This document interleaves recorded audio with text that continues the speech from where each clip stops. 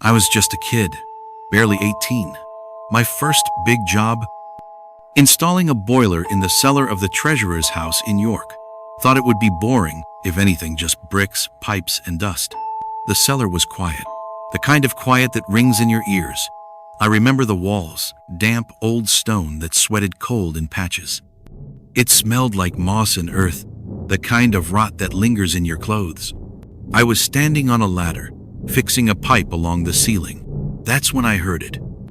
A horn, low and echoing, as if coming from underground, metallic and ancient.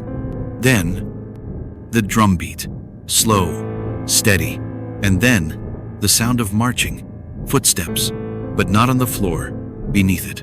I froze. Every hair on my body lifted. The marching grew louder. It wasn't imagination. It wasn't echoes. And then I saw them. A man emerged through the brick wall in front of me. He wore armor, greenish, tarnished by time. His face was grim, lifeless. Behind him came more soldiers, one by one, all moving as though on a track I couldn't see. And here's the strangest part. I could only see them from the knees up. Their feet were buried below the floorboards, or maybe the road beneath. Later, historians would tell me that a Roman road ran exactly where the cellar now sits, several feet lower than the modern floor.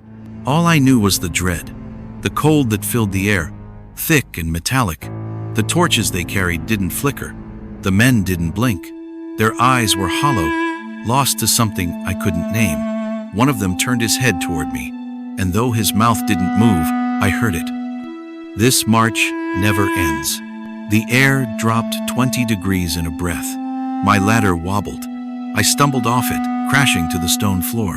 The soldiers didn't react. They just passed through me, like fog, thick, heavy fog that carries voices. When I scrambled up and bolted from the cellar, I didn't stop until I reached the street. No one believed me, until the city archaeologist asked me to describe what they wore. When I did, he went pale. I described Roman auxiliary troops perfectly, down to the square shields and leather skirts. Details I couldn't have known, not at 18, not in 1953. That was 70 years ago, and I still hear the horn sometimes, just before I sleep. It was my first solo trip in years. York was charming, cobbled streets, crooked shops, medieval buildings straight out of a fairy tale. It felt safe, too safe. I wandered through the shambles late one evening. Dusk was just giving way to that dark purple twilight when street lamps flicker, like they're unsure if they should wake or sleep. That's when I saw her, at 5 College Street, an old Georgian house. I paused. I don't know why. Something about the top window, it caught my eye. A child stared back at me. She looked about 8. Pale face, stringy hair, nightgown faded like smoke. Her eyes hollow. No light in them. No life. She didn't blink. I stepped closer to the gate, unsure if she was a prop, a Halloween display, anything but real. I raised my phone, thinking to snap a photo. And then, she moved. Not her body, her mouth. She mouthed the words, "Let me out." The glass of the window misted over from the inside. Her hand pressed to the pane, fingers smudged, nails cracked. She began to pound the window, but no sound came. I felt a scream building in my throat, one I never let out. The girl suddenly vanished, like a flame blown out. The window was perfectly clean again. Later, I asked the guy. He stared at me and said, flatly, "That house was sealed during the plague. A whole family inside, including a child. None survived." He showed me a record. The family had been locked in, forcibly, buried in silence. That night in my hotel, I reviewed the photos I took of the house. Most of them were unremarkable, but one stood out. She was no longer behind the glass. She was outside, standing in the dark, staring straight at me. I never took another photo in York again. Cleaning theaters at night sounds glamorous, right? It's not. It's long hours in silence, the smell of dust, and the creaks of old wood complaining under your feet. The Theatre Royal in York is beautiful during the day, grand, gilded, alive. At night, it's something else entirely.